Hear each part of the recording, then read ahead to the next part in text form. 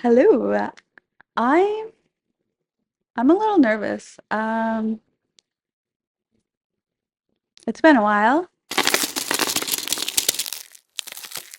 Hello.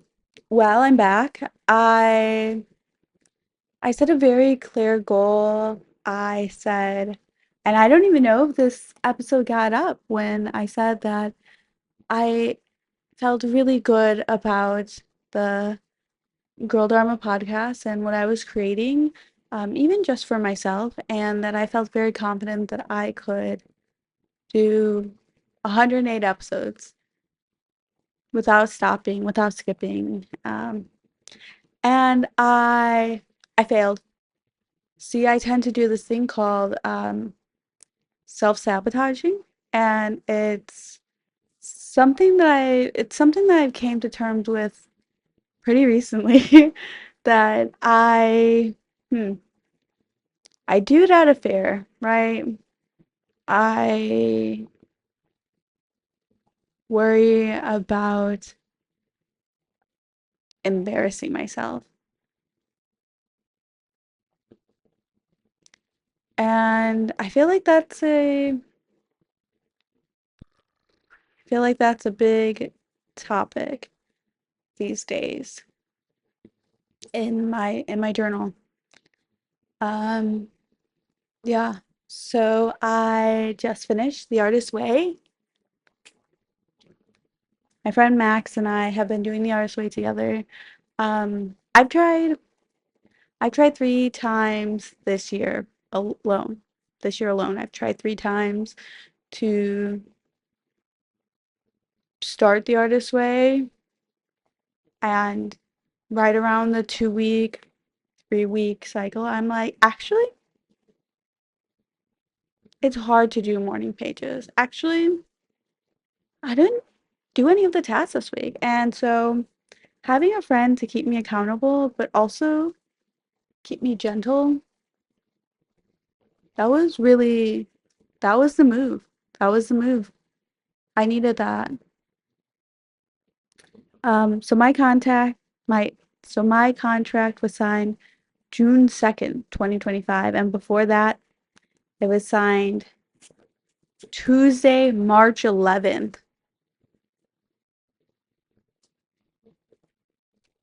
Um, and I remember after, was it the second time? I was like, I'm signing it in the book. I'm not rewriting it on my own paper. I'm signing it in the book as a symbol of my commitment. And then I stopped it. Um, and so when I did it with my friend, I was like, you know what? I'm just gonna sign next to it because maybe this will be the time that I complete it. And it was. And yeah, this was really powerful, and I'm feeling a little emotional right now. Is it because I'm just coming off of my menstrual cycle? Yes, but more so, I think it's because I just went through a really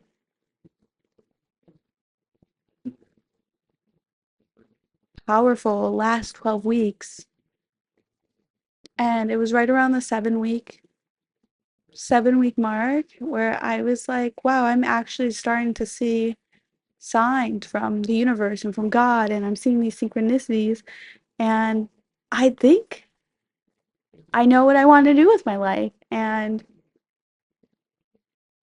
so that's, yeah, yeah. The artist way does encourage you to set goals, and it encourages you to be open and be vulnerable and be honest. I don't know what I want to do. I don't really know if that's my thing, or I would do that if this wasn't an obstacle. girl, you know what you want to do. You're just too afraid to admit it. I think there are people out there being doctors. There are people out there being lawyers. There are people out there who want to do that work, right? Sure, there are people out there who are doing it because of guilt or because they feel like that's what they have to do, right? They're like told by someone outside of themselves that that's what needs to happen. And I think my parents always knew their children weren't going to be doctors. Their children weren't going to be lawyers. I think my older sister always, always wanted to be a mother, to be honest. And she's doing it, and she's doing a pretty good job at it. And I think my younger sister, we thought she could be an artist, very paintbrush to canvas type artist, but I think she worries about a lot of things outside of herself, too much so to be gentle with her creations. My parents definitely thought I was going to be a person either living in a van or hiking some trail. Or, I don't know. Um, but definitely doing something outside of a 9 to 5. And um, I, I know what I want to do, and I just want to create. It doesn't need to be seen by a lot of people. It needs to be genuine, though. And that's something I've struggled with in the past. And that's what the artist ways helped me through and helped me figure out. And yeah, over the course of this 12 weeks, I've learned to really show up for myself, not as I thought I needed to show up in order to be liked or in order to be received well. And that one was tough. The artist way also encourages play and allowing yourself to just be silly, right? Take part in artist states and allow your inner artist child and allow yourself as an adult room to play. And I've also been doing that, and that feels really good and that feels really healing because again, I am someone who was for bits and pieces here pretty embarrassed of like being childish. Um, and I don't know, maybe people just hate on the childlike wonder because they're too embarrassed themselves to be in tune with their inner child. I don't know. I'm putting words in other people's mouths. I really don't know. Throughout the course of this 12 weeks, I've also learned the importance of community. So those are some really, really, really big takeaways. Not just from the Artist Way 12-week course and tasks and readings, but as a result of what I was doing and what was happening in my life because of these readings and because of these tasks that I was working through. And something I read really resonated with me, and I wrote it down and I kept it in the front of my mind. And I mean, I'm feeling kind of sad. It's tough when you've been working on something and it's the end because the beginning of something new is scary and unknown. And I have all kinds of fears like, what if I stop doing my morning pages? And what if I stop being creative? And what if I don't even realize I'm doing these things? I'm afraid that I won't even notice that I'm no longer living as this beautiful creative person. I worry that I won't even notice, and I'll just pick up my journal one day and I'll see the date on the top of the page, most recent entry, and I'll say, has it really been 2 months since I've written anything down? Man, when was the last time I painted? Has it really been that long?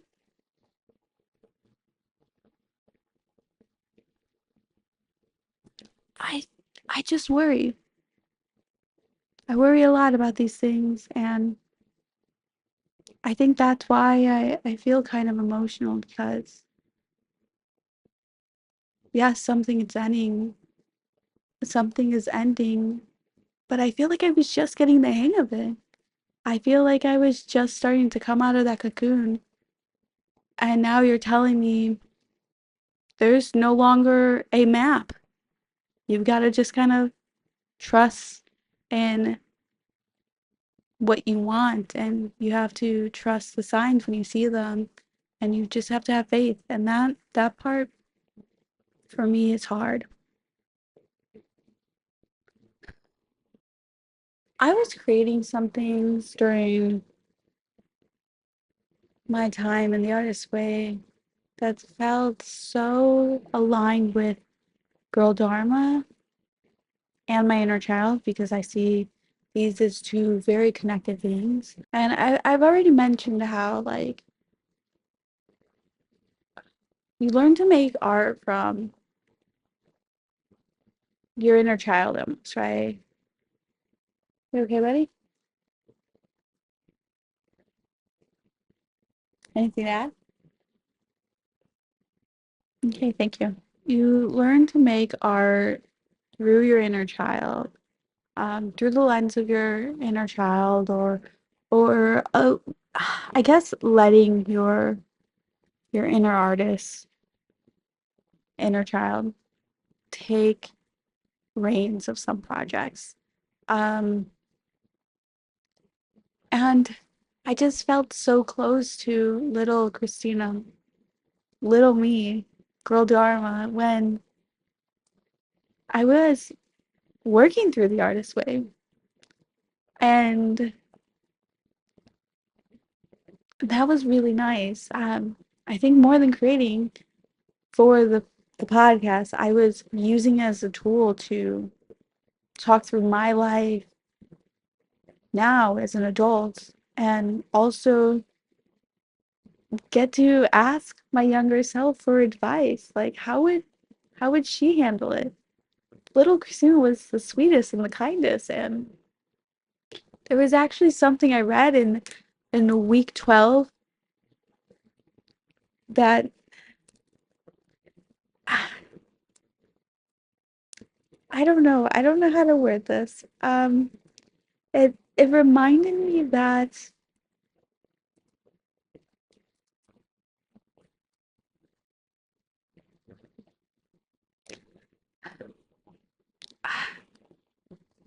let me try this again. My younger, my youngest brother, my only brother, my brother started middle school, and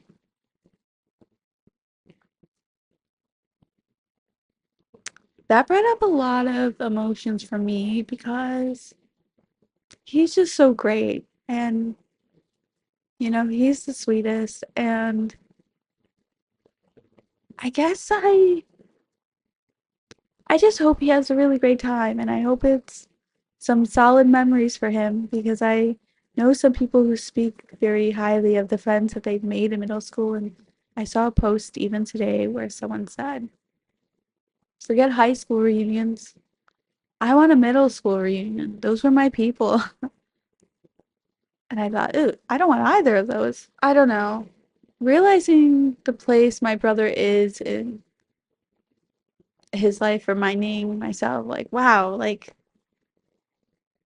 what, you don't just stay young and sweet forever. Like, I have a brother in middle school. That's wild to me. And then I revisit little Christina in middle school. I hate to say it. I am an angel now, and my name literally is Angel. But I, at one point in my life, was evil. And boy, do I believe in karma, because sometimes I'm reminded of the kind of person I was, and I can have grace for her because I understand why I was the way I was, but I feel sad, really. I feel sad about it. Where's my notebook? Let's see. So I read a line in week 12 of The Artist's Way, and it said something about, like, what happened to that kid who used to just make their own perfume with a little dab of this, a little dab of that? And I was never a perfume. I was never a perfume kid, but I was a potion kid. And I remember my mom would be like, who used all the body wash? But really, it was a little squirt of this, a little squirt of that. I'm like, you've got a potion going in the bathroom sink when you're a kid, and you don't realize how extremely wasteful that is. But I mean, it's in the past. I was also a much younger version of me was also a mud pie kid. I was a mud pie kid and I was a magic potion kid. And that part of me, that little Christina, the pictures you see on the podcast, on the thumbnail, that feels so far from middle school Christina. And I know why. Middle school, I was so worried about my brother starting middle school, and I was so worried about him going on a school bus and like it being like no, drive him to school. Like the first time I experienced like real embarrassment was in middle school.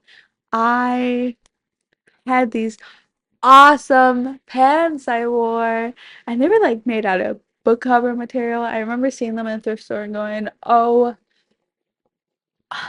these are it, Mom. I need these."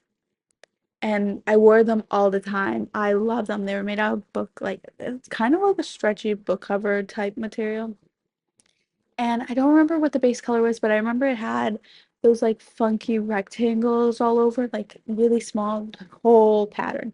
And they were capris actually, so they weren't even quite pants. And the colors were like yellow, pink, orange, light pink. Um, and I wore those all the time. I love those.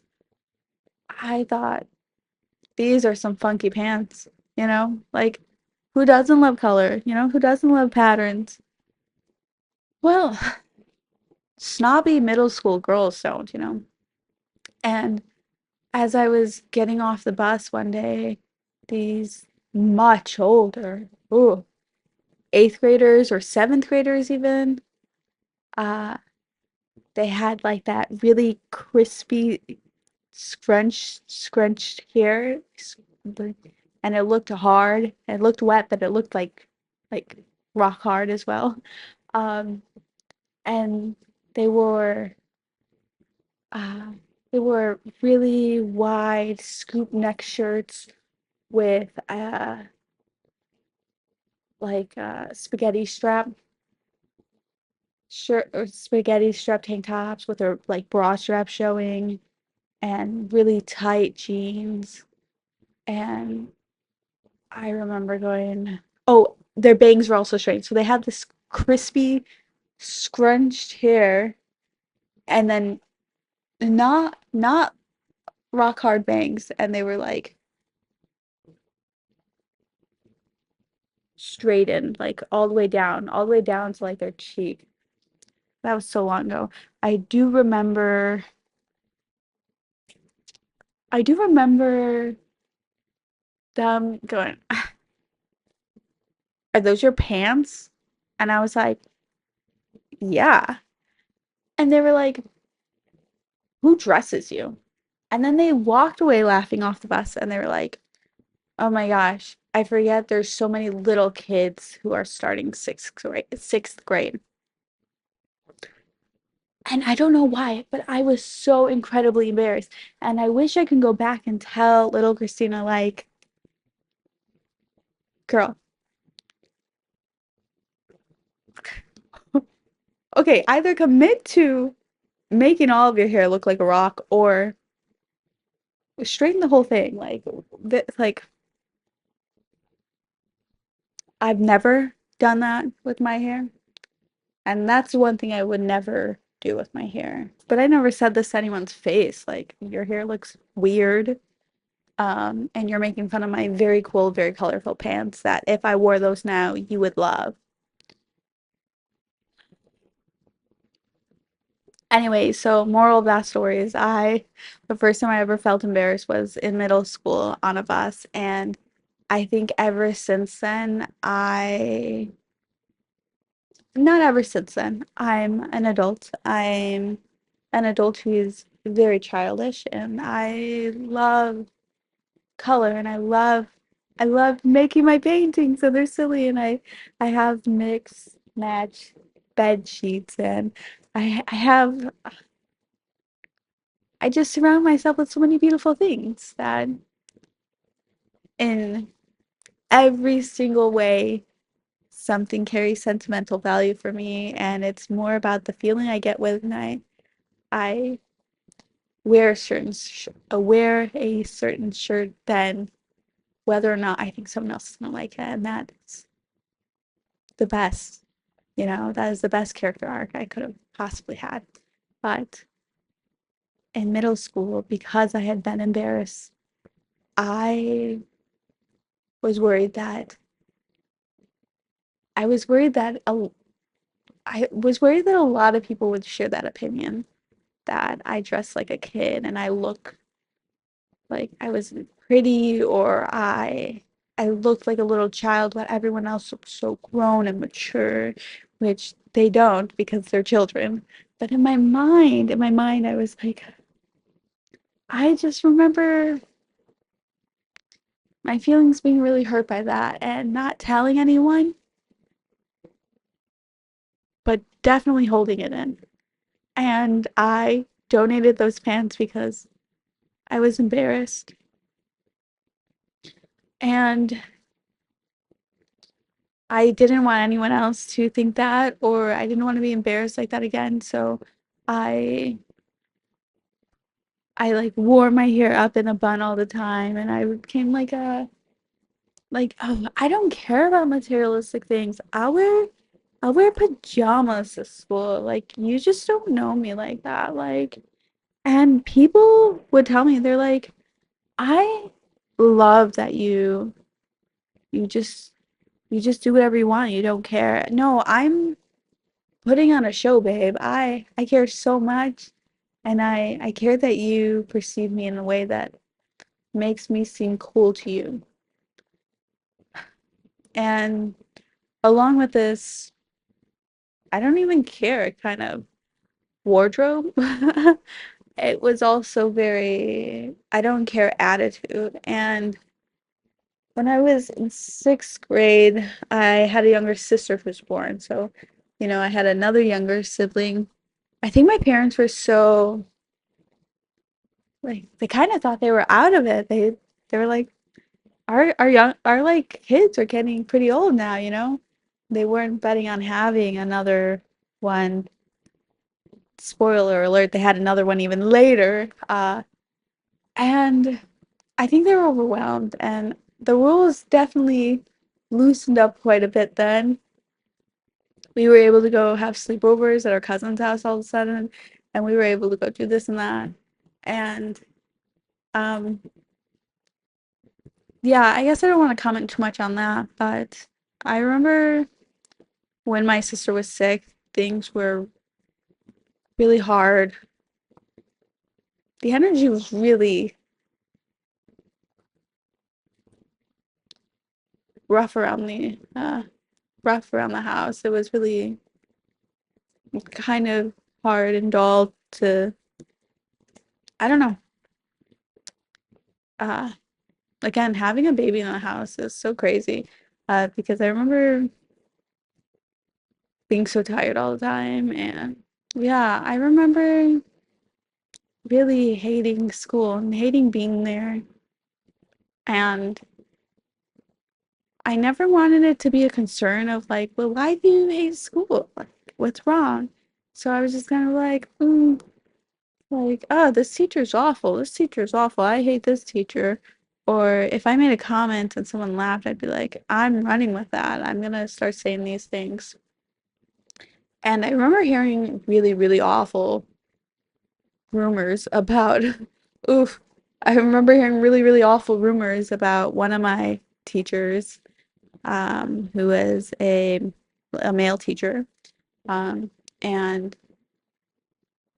in my little brain, I remember going, that's absolutely disgusting. How does this man still have a job? How is he not in prison? In my adult brain, I'm like, kids lie. What? Like kids lie. Like I just believe things because I came from such a small school and then we all merged into a bigger middle school. And that just didn't happen in my elementary school, you know. I had heard things that I'd never heard before then, and I remember uh being very quick to judge because of that.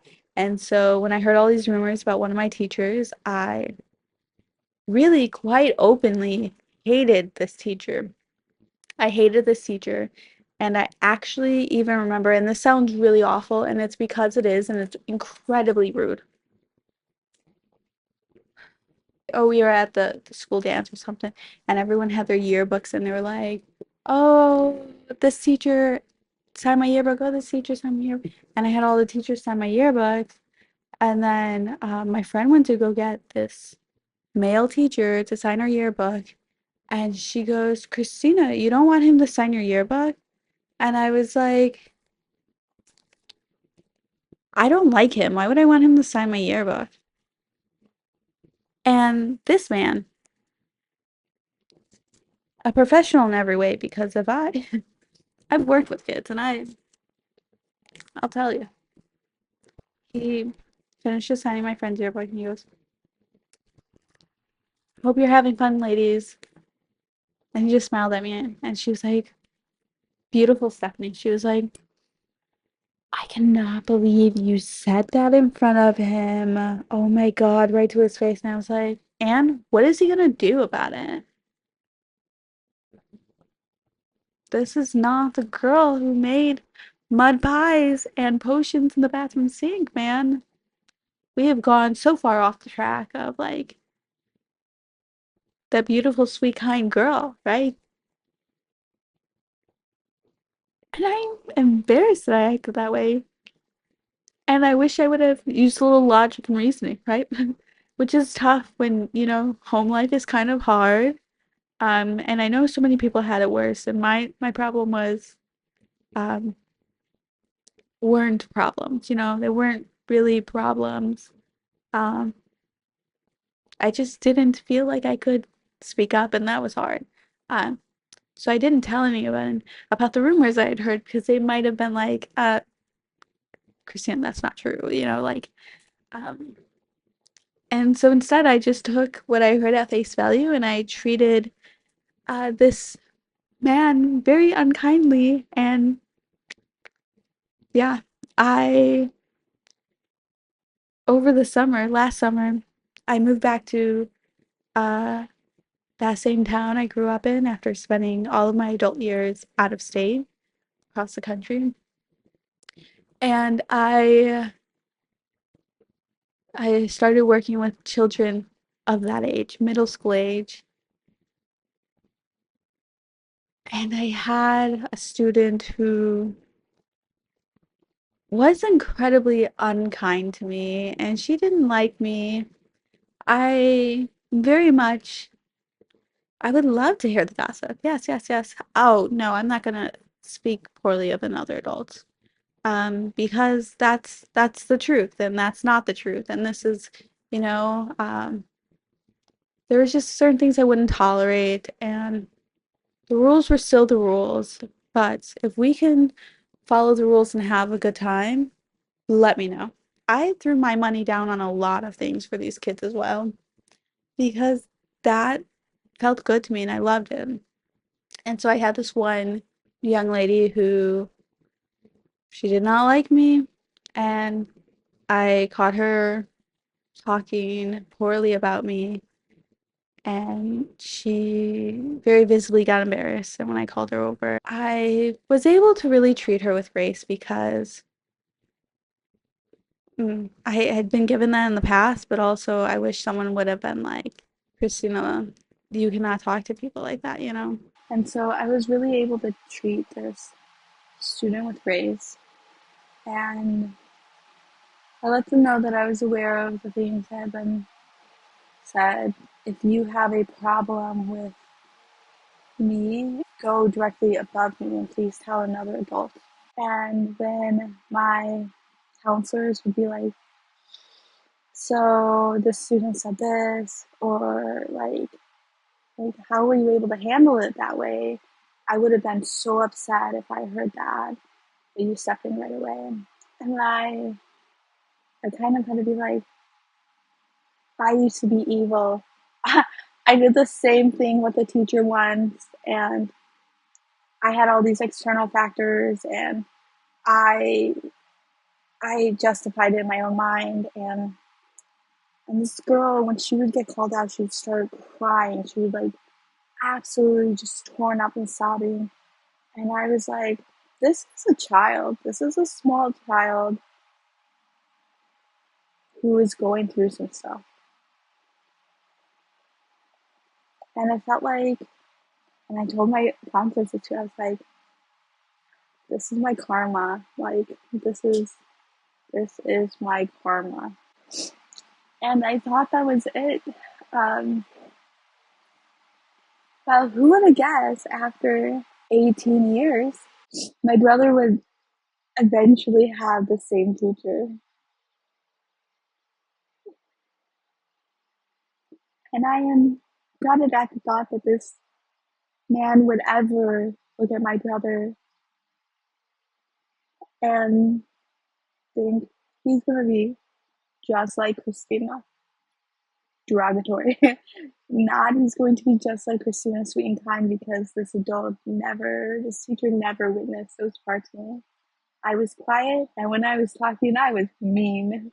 And so it tears me up really, and this really is my karma. Knowing that I was once incredibly unkind to someone, and I'm gonna be honest, all of middle school was kind of like this. If there were students that got made fun of, I wouldn't say anything. I didn't want to be ostracized. Sometimes I didn't stand up for people when I should have, and sometimes I went along with things when I shouldn't have because I knew how that would hurt their feelings, and I I did seek out these students after years. I think when I was in high school, and I was like, I'm so sorry. I was going through a lot, and I was afraid. I was afraid of being embarrassed, and I was afraid of being let down. I was afraid of being ostracized. And every one of these kind people, every one of them, for a little bit there at least, opened up a friendship to me, and that was nice. It pains me to know that I was mean at one point in my life, that it could ever reflect poorly on my brother, who is the kindest, the funniest, the most inclusive person. And I think that's my karma for it. I feel good having spoken through that. And this is what Girl Dharma is all about. When I think of younger Christina, when I think of little Christina, I think of the mud pie in the backyard when we lived on Aberdeen. I think of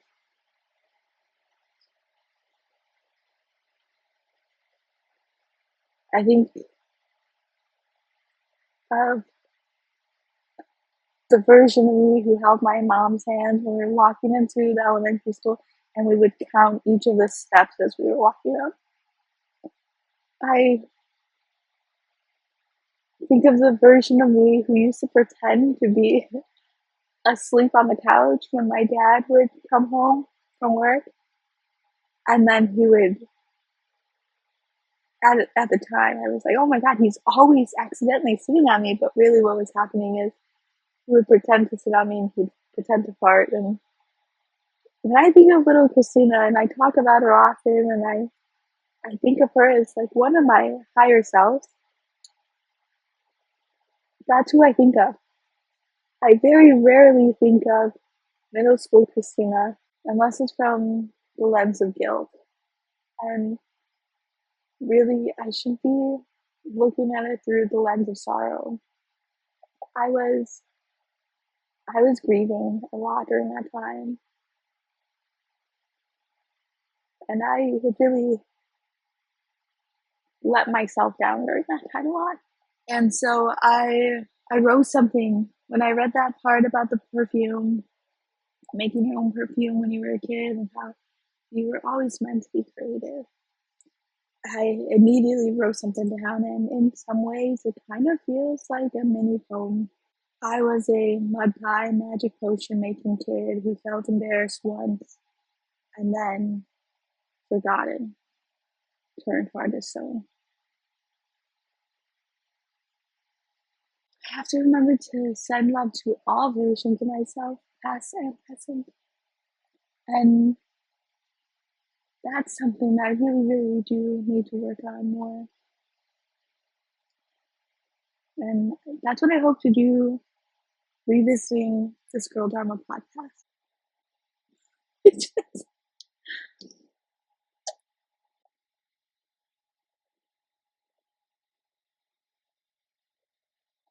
I'm rich.